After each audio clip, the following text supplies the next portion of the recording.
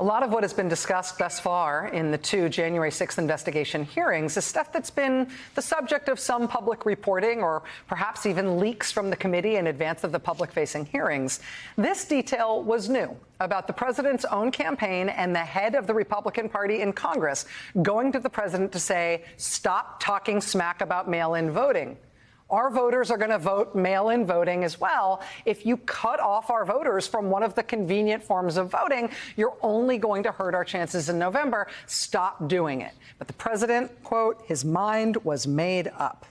They told him what he was doing would cost him votes, would lessen the chances that he would win the election. He nevertheless kept saying it. He had already decided he would claim the election was rigged. He was told that talking smack about mail-in votes as a way of trying to say the election was rigged is something that would hamper his ability to win the election. He nevertheless stuck with that line, which raises the prospect that Trump preferred to try to stay in office by being able to declare the whole election was rigged than by trying to actually win in the traditional way by getting more votes. Maybe the point was to make the election itself irrelevant as to whether or not he stayed in power. Now, we talked about this a little bit earlier in the program tonight as what I think is a disturbing implication of what has been presented here. I think it's hard to avoid. I think it's hard to get away from that. This is a potential. This observably is one of the things that Trump could have potentially built his strategy around. The idea that it actually might be easier to cheat, easier to declare fraud than to win, because it seems like he was set on both of those elements of that claim before the first vote was ever cast. And that it wasn't a mistake, because I think that up until now, we've talked about it a lot as if Donald Trump, because he doesn't understand politics and campaigns, decided to set against mail-in voting, and it was an error.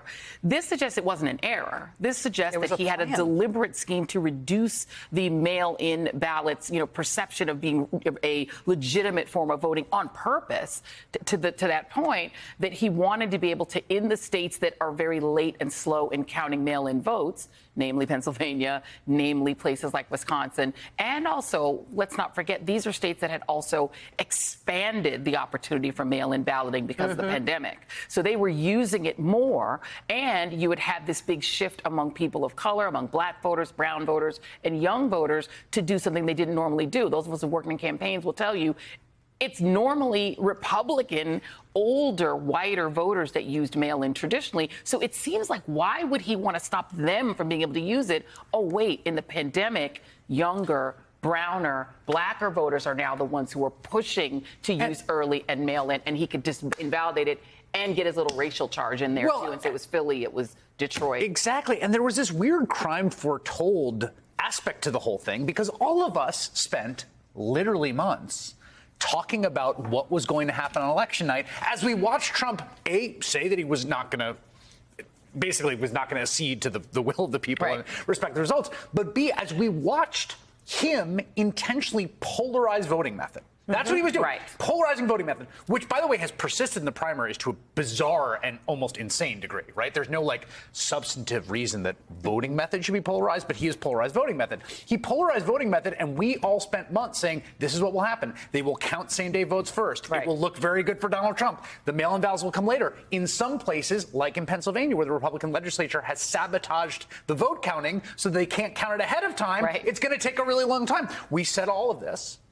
He knew that. We knew it. Then it happened on that night, and he went out and declared victory. It all looks like it was all set up from the beginning. Well, I went through after I heard this day and found my notes from sort of the last call that I did with the Trump campaign source on what he knew his poll numbers to say. And they do overnight tracks. So the last night they're really reliable. So that weekend before the vote. But do you remember what happened that weekend? So I've got all the tracks, and then and he was way behind in Pennsylvania. He was behind in Georgia. Chris Wray and the ODNI guy, Ratcliffe, go out, and do you remember this press conference? I think it was that weekend before. And so we are focusing on what the committee has put before us as evidence that he knew he lost, he knew he was going to lose, and calling it rigged was the plan all along.